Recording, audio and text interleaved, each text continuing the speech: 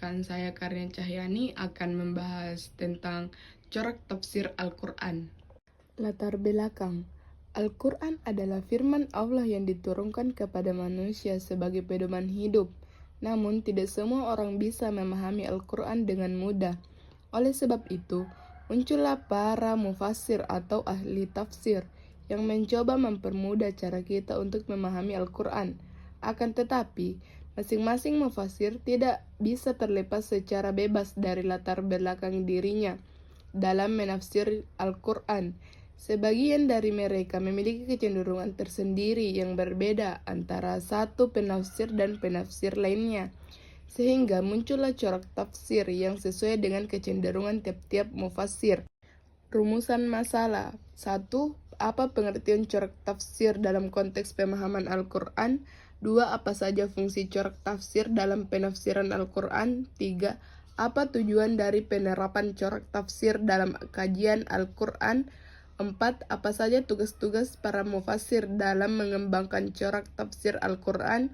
5. Bagaimana pengaruh latar belakang pendidikan mufassir terhadap corak tafsir yang dihasilkan?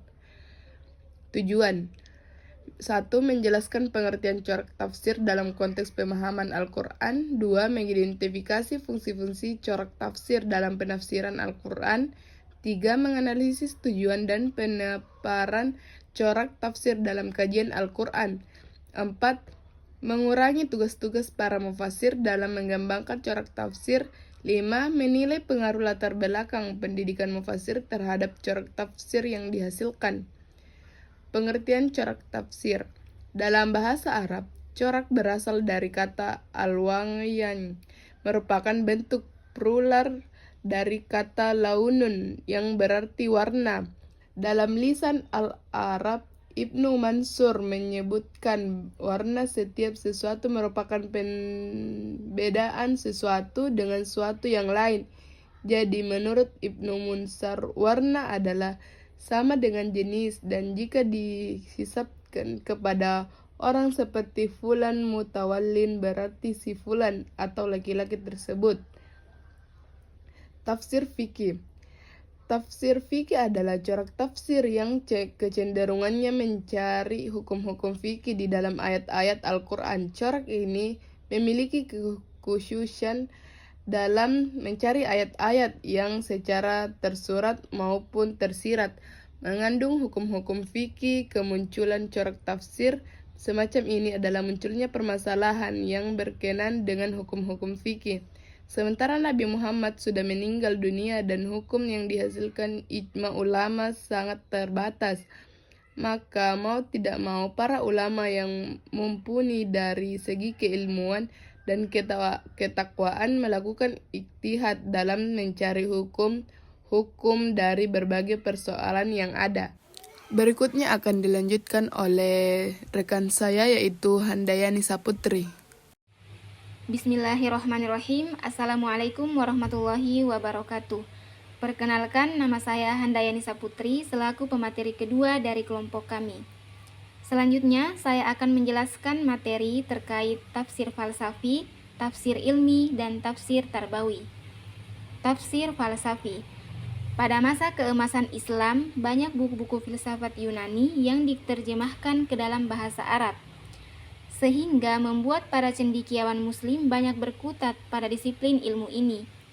Dampaknya adalah berbagai sendi keilmuan Islam dimasuki filsafat, tidak terkecuali ilmu tafsir.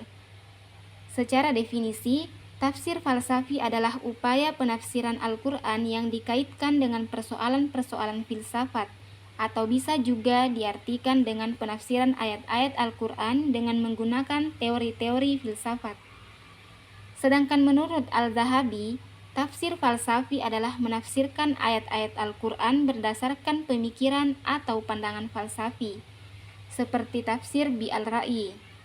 Dalam hal ini, ayat Al-Quran lebih berfungsi sebagai justifikasi pemikiran yang ditulis, bukan pemikiran yang menjustifikasi ayat Al-Quran. Tafsir ilmi. Tafsir adalah ilmu untuk memahami, menjelaskan makna, dan mengkaji hukum-hukum tersebut dalam kitab yang diturunkan kepada Nabi Muhammad SAW. Sedangkan ilmi berasal dari kata ilmu singular dari ulum yang artinya adalah pengetahuan. Jadi, tafsir ilmi adalah menafsirkan ayat-ayat Al-Quran berdasarkan pendekatan ilmiah atau menggali kandungan Al-Quran berdasarkan teori-teori ilmu pengetahuan. Sedangkan yang dimaksud tafsir ilmi menurut Al-Dhahabi adalah tafsir yang menghimpun idiom-idiom ilmiah yang ada dalam ungkapan bahasa Al-Quran dan berusaha mengungkap berbagai ilmu pengetahuan dan beberapa pendapat mengenai filsafat dari ungkapan-ungkapan tersebut. Tafsir Tarbawi. Tafsir Al-Quran juga ada yang bercorak tarbawi. Kata tarbawi bermakna sesuatu yang bersifat atau mengenai pendidikan. Dari arti ini, tafsir tarbawi berarti tafsir yang digunakan sebagai alat untuk mengeksplor ajaran-ajaran Islam dalam kaitannya untuk mengembangkan dan mencapai tujuan pendidikan. Definisi dari tafsir tarbawi sendiri adalah tafsir yang menekankan kepada tema-tema dan untuk keperluan tarbiyah atau pendidikan Islam. Sehingga yang menjadi fokus pada pembahasan tafsir bercorak seperti ini adalah sistem pengajaran yang ada dalam Al-Quran, seperti bagaimana Luqman mengajari anaknya untuk tidak menyekutukan Allah, bagaimana Al-Quran mengajarkan umat Islam untuk selalu berbuat baik kepada kedua orang tuanya, selama kedua orang tuanya tersebut tidak mengajak kepada kesyirikan. Kesimpulan, dalam presentasi kami, dapat disimpulkan bahwa corak tafsir Al-Quran memiliki variasi yang dipengaruhi oleh latar belakang, pendidikan, dan kecenderungan masing-masing mufassir. Corak tafsir ini, seperti tafsir fikih, falsafi, ilmi, dan tarbawi, menunjukkan cara berbeda dalam memahami dan menjelaskan makna ayat-ayat Al-Quran. Setiap corak memiliki fungsi dan tujuan yang spesifik, serta memberikan kontribusi penting dalam pengembangan ilmu tafsir dan pendidikan Islam. Oleh karena itu, pemahaman terhadap berbagai corak tafsir ini sangat penting untuk memperkaya wawasan keagamaan dan meningkatkan kedalaman pemahaman umat terhadap Al-Quran. Demikianlah yang dapat kami paparkan. Saya Handayani Saputri bersama rekan saya Karina Cahyani mengucapkan banyak terima kasih kepada Bapak dosen pengampu yang telah memberikan amanah kepada kami untuk menyelesaikan tugas presentasi ini dengan baik. Akhirul kalam, wassalamualaikum warahmatullahi wabarakatuh.